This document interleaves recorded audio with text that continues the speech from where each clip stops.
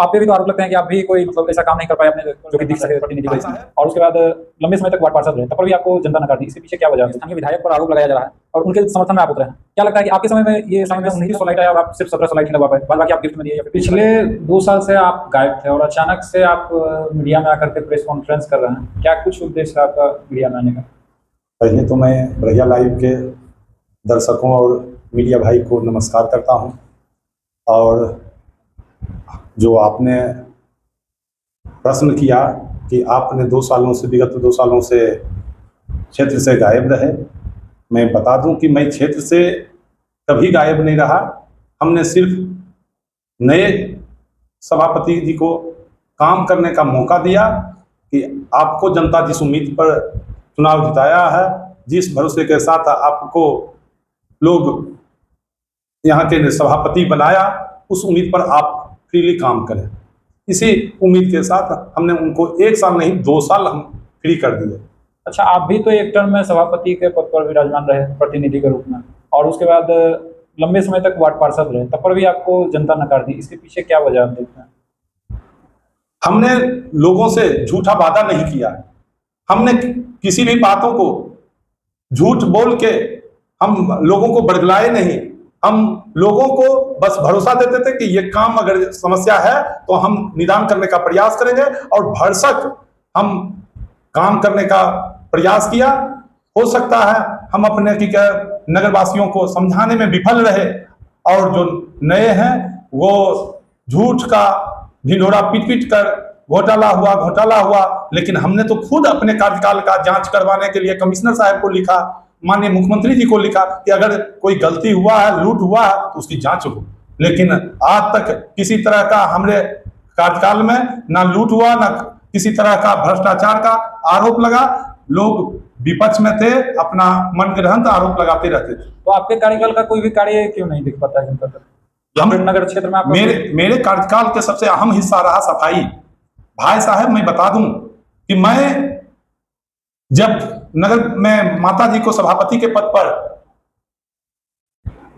बना के लाए तो हम यहाँ के गलियों के कचरा को साफ करवाया, यहाँ सड़कों पर जो कचरा पड़ा हुआ रहता था उसको सफाई करवाया, और पूरे शहर को स्वच्छ, सुंदर और लाइट से युक्त शहर को सजाने का काम किया। आपने लाइट की बात की, तो सभापति जो वर्तमान में है वो बता रहे हैं कि उस टाइम में 2900 लाइट आया और आप सिर्फ 1700 लाइट ही लगवा पाए, बाद बाकी आप गिफ्ट में दिए या फिर कहीं चला गया? कहीं नहीं भाई साहब, हमने लाइट पूरे शहर में जहां आवश्यकता था 4 लाइट एक पोल पर 4 लाइट लगा, 3 लाइट का आवश्यकता था 3 लाइट लगा, 2 लाइट का आवश्यकता था 2 लाइट का। ये विरोधी झूठ र्यूमर दे रहे हैं। जो भी संख्या बल है वो कार्यालय में सारा की उपलब्ध होगा, और जितना लाइट आया था सारा पोल पर लगा था। वो घर में लगाने का लाइट नहीं था और किसी को गिफ्ट देने का वो लाइट नहीं था, वो नगर परिषद का पैसा था। नगर में हम लोग लाइट लगाने का काम किए। वर्तमान में एनजीओ को लेकर के भी उपसभापति द्वारा काफी ज्यादा बवाल मचाया जा रहा है, ये क्या मामला था और आपके समय में क्या इस चीज का नहीं था क्या? मेरे कार्यकाल में सफाई का कार्य जो भी होता था वो दैनिक कर्मी से करवाते थे, और उनके खाता में जो भी राशि उनका मजदूरी बनता था उनके खाता में जाता था। उनका पीएफ, भाई साहब, कभी पीएफ नहीं करता था, ना उनका इंश्योरेंस था। हमने सारा कार्य जो मजदूर को मिलना चाहिए सरकार के द्वारा जो चलाई जा रही थी योजना, सारे नियम के अनुरूप उनको हम देने का काम किया। क्या जरूरत था? ठीक है, आपने कहा कि एनजीओ को देने का क्या जरूरत था? जब हम थे तो उस समय 23 लाख 24 लाख का खर्चा आता था सफाई में। अभी अचानक 2 सालों में लगभग 50 लाख के राशि खर्च होता है सफाई पर। क्यों? पहले से बेहतर है सफाई? गांव के लोग से पूछिए, गलियों में जा के देखिए कि कचरा का अंबार लगा रहता है, बदबू देता है, नाक दिया नहीं जाता है। शहर का ये माहौल बन गया है। इनका जो भी है फर्जी मजदूर कुल पेपर पर है, और सारे लोग जो भी एनजीओ के माध्यम से बहाल हुए हैं या तो बालू घाट पर मुंशीगिरी कर रहे हैं, या उनके घर में काम कर रहे हैं, और नहीं तो उनका ठेकेदारी का काम देख रहा है। भाई साहब, अभी की वर्तमान में कार्यपालक पदाधिकारी बताए कि 100 लड़का और फर्जी रखने के लिए वो दबाव बना रहे थे, और सारे लोग, अगर नैतिकता है सभापति महोदय को, तो वो सारे एनजीओ में जितने मेंबर हैं मजदूर, उनका लिस्ट जारी करें कि कितने मजदूर वो रखे हुए हैं और कहां काम करता है, उसका भी लिस्ट जारी करें। सारे मजदूर फर्जी हैं और निकासी होता है 50 लाख रुपया के करीब। ये पैसा लूट हो रहा है और सभी लोग बंदरबांट कर रहे हैं, ये सभापति महोदय और उनके जो कैबिनेट के लोग हैं। तो आपके कार्यकाल में भी कार्यपालक पदाधिकारी के साथ काफी ज्यादा तनातनी होता था, उस टाइम भी काफी ज्यादा आरोप प्रत्यारोप लगते थे, तो उस टाइम आपका कैसे मैनेज रहता था? और अभी के आपको मैं बता दूं भाई साहब, मेरा था कार्यपालक पदाधिकारी से एक ही आग्रह कि गांव के कोई भी आम आवाम, कोई भी लोग आवे तो उनको इज्जत के साथ बात कीजिए, उनका समस्या का निदान कीजिए। अगर आप काम के बदले रुपया मांगिएगा, कमीशन मांगिएगा, तो ये मुझसे बर्दाश्त नहीं होगा। इसी के चलते हमारे और कार्यपालक के बीच झगड़ा हुआ करता था। बाकी किसी तरह का कोई मतलब नहीं है। कभी हमने जब भी कार्यपालक पदाधिकारी को बात करने का रहा तो सभी बोर्ड मेंबर के सामने बात करते थे, और नहीं तो हम मंत्री से पत्राचार करते थे। यह शिकायत नहीं मिलेगा कि कार्यपालक पदाधिकारी को जान मारने का धमकी दिए या उनका गुर्गों के द्वारा धमकाया गया, यह शिकायत कभी नहीं मिला होगा। हाँ, काम आप करने आए हैं, हमारे स्कूटी में हैं, तो काम कीजिए ईमानदारी से। अब आप कहिएगा कि हम काम करेंगे, आवास योजना लाभुक को देंगे तो उसमें 5,000 10,000 रुपया लेंगे, तो ये हमसे नहीं होगा। हम साफ कहते थे कि सरकार गरीब के लिए लाया है योजना, तो गरीबों का हक मिलना चाहिए। और हमने जितना आवास पास करवाया भाई साहब, वो बतावे कि 2 साल में कितना आवास पास करवाए। हम 1 साल में 1800 आवास पास करवाए। वो तो ये भी बता रहे हैं कि 1 साल में हम 21 करोड़ का काम करवाए, और आपके 5 साल के कार्यकाल में सिर्फ 17 करोड़ रुपए। भाई साहब वो झूठ बोल रहे हैं। माल महाराज के मिर्जा खेले होली, सब पैसा मेरा था और मेरे ही पैसा को वो खर्च कर रहे हैं। तो बोलते हैं कि हम वो कितना फंड लाए हैं। वर्तमान में हमने एसटीपी का निर्माण के लिए 55 करोड़ रुपया उसी समय लाया था। हमने अशोक सम्राट भवन के लिए 1.5 करोड़ रुपया लगभग राशि उसी समय स्वीकृत करा के अपने खाता में मंगवाया था। हमने 3 करोड़ का काम वो जो पचमाला से लेकर बीएनएम कवरेज तक सड़क का निर्माण करना था, उसमें सारा स्वीकृत मेरे कार्यकाल का है। और वो गिना रहे हैं कि हम 21 करोड़, आप कहां लाए हैं 21 करोड़ बताइएगा ना। 2 साल में उसका आप एक लिस्ट जारी कीजिए कि हमने 21 करोड़ लाया है। सारा पैसा पहले से ही पड़ा हुआ था, चुनाव का समय आ गया था, इसलिए कि हम लोग का 2022 में कार्यकाल समाप्त हो गया था। 1 साल कार्यपालक पदाधिकारी का हाथों में था, इसलिए काम उस समय बाधित हुआ था। तो सभापति द्वारा बताया जा रहा है कि आपके ही कार्यकाल में वो कई कार्य हुए हैं, जैसे कि डीप बोरिंग को लेकर के उपसभापति द्वारा काफी ज्यादा हो हंगामा मचाया गया बैठकों में, वो आपके कार्यकाल में काम हुआ है? ये झूठा आरोप है। मेरे कार्यकाल में जो भी हुआ है वो सुचारू रूप से चल रहा है, और अगर कहीं खराबी हुआ तो उसका मेंटेनेंस के लिए भी राशि रखा गया था विभाग में, नगर परिषद कार्यालय में। उसके द्वारा मेंटेनेंस क्यों नहीं करवाते हैं? आपको चुन के लाया प्रतिनिधि कि आप काम कीजिए। अब मेरा कार्यकाल खत्म हो गया, हम नहीं आए चुनाव जीत के, तो आप हैं, तो आप सारे मामलों को 2 साल में क्या कर रहे हैं? आप कहते हैं कि मैं 1 साल बेमिसाल, तो बेमिसाल करने का क्या हुआ? आपने सारे परिवार को चेयरमैन प्रतिनिधि बना दिए, आपने सारे परिवार के सदस्यों को ठेकेदार बना दिए, यही ना बेमिसाल किए। आप आम जनता के आवाज को और उम्मीद पर खड़ा नहीं उतरे। तो आप पे भी तो आरोप लगते हैं कि आप भी कोई मतलब ऐसा काम नहीं कर पाए अपने जो कि दिख सके। भाई साहब, आप सर्वे कीजिए और लोगों के पास जाइए कि वृद्धा पेंशन कितना बना है 17 से 22 के बीच में, आवास योजना कितना आया है 17 और 22 के बीच में, विकलांग पेंशन कितना बना है, लेबर कार्ड कितना बना है नगर परिषद में, ये कन्या विवाह का राशि कितने लोगों को मिला है, तब पता चलेगा कि जितने भी गरीब कल्याणकारी योजना था हमने एक एक व्यक्ति को घर घर जाके ये योजना का लाभ दिए हैं। और वर्तमान में बता दें कि कितने आवास योजना स्वीकृत करवाए हैं अभी तक नगर परिषद में, और कितने लोगों को विधवा पेंशन, कितने को राशन कार्ड, कितने को लेबर कार्ड, कितने को आयुष्मान कार्ड दिलाने का काम किए हैं।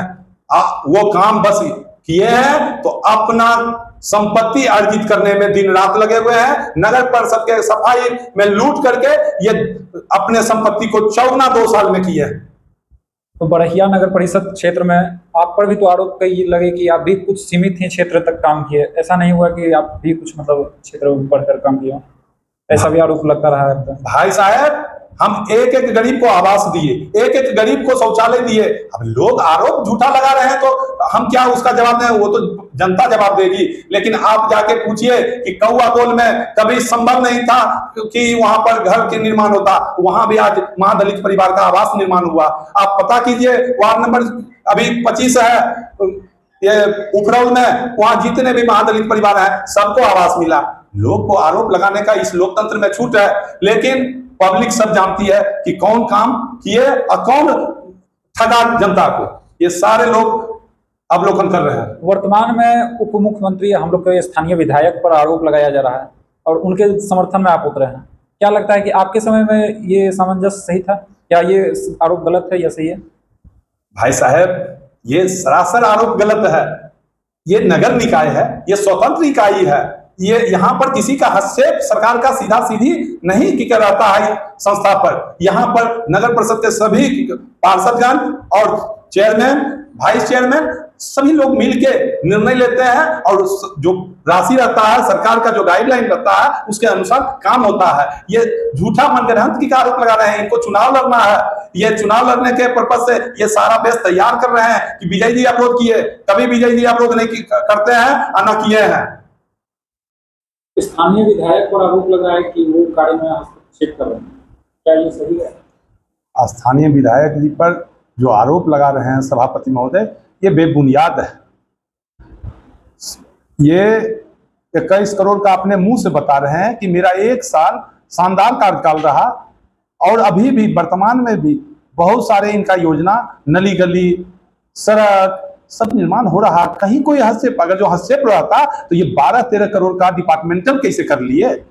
ये बतावे ना हम लोग को कि 13 करोड़ का डिपार्टमेंटल कार्य करा लिए और टेंडर वाला जो भी इनका भी काम वर्तमान में चल रहा है, सब तो चल रहा है, कहीं कोई दिक्कत नहीं है। बस उनको चुनाव लड़ना है और एनडीए से हटना है तो वो जाए, एनडीए से अलग हो जाए, कोई फर्क नहीं पड़ने वाला है। यहाँ का लोग मन बना चुका है कि हम विजय बाबू के साथ खड़ा उतरेंगे और आम लोगों का वोट विजय जी के साथ है। वर्तमान के जो नगर में सरकार है उसके कार्यकाल को आप किस रूप में देखते हैं? वर्तमान के जो नगर के सभापति हैं, उनके परिवार और उनका भला के सिवा आम जनता के लिए किसी तरह का उनका क्रियाकलाप नहीं है। बस उनके पारिवारिक सदस्य ठेकेदारी करते हैं। उनका जो गुर्गा है, चमचा है, वो ठेकेदारी करता है और बाकी आम आवाम के समस्या से कोई लेना देना नहीं है। ये दिन रात पटना दिल्ली घूमते रहते हैं। इनका यहाँ के लोगों की समस्या से कोई लेना देना नहीं है। अगर जो समस्या से लेना देना रहता तो ये जनता दरबार बंद नहीं करते। जनता दरबार इसलिए बंद किए कि लोगों अपना समस्या लेके आना शुरू किया तो इनको तो अपना जो चुनाव में खर्चा हुआ था उसको उगाही करना था, संपत्ति को दोगुना चौगुना करना था, इसलिए वो आए थे। इसलिए वो जनता दरबार बंद करके और अपना वो तरक्की में लग गए। आपने बताया जितना पहले योजना चल रहा था उसको सिर्फ सभापति महोदय सुचारू रूप से चला लेते तो गांव के लोग को कोई शिकवा शिकायत नहीं रहता। लेकिन जितने योजना चल रहे थे सारे योजना बंद है। बस एक ही योजना चल रहा, लूट खसोट नली गली का निर्माण, जबकि होना चाहिए नली गली कच्ची का निर्माण। और अभी वर्तमान में हो रहा बने बनावल रोड, बने बनावल नाला का निर्माण कराकर सिर्फ राशि की लूट की जा रही है। यही है वर्तमान सरकार। 2 साल बेमिसाल करने का मौका हम उनको दिए, लेकिन 2 साल वो विनाश करके शहर के सारे व्यवस्था को पूर्व से चल रही थी उसको ध्वस्त करके वो निजी अपना घर बना लिए कार्यालय को। और आप जाइएगा भाई साहब तो कार्यालय में बंदूक दिखाई पड़ेगा, पिस्तौल दिखाई पड़ेगा, गांजा पीते हुए दिखाई पड़ेंगे इनके चमचों और बुर्गों को। वहां पर सब लोग जाने से भी थर्राता है।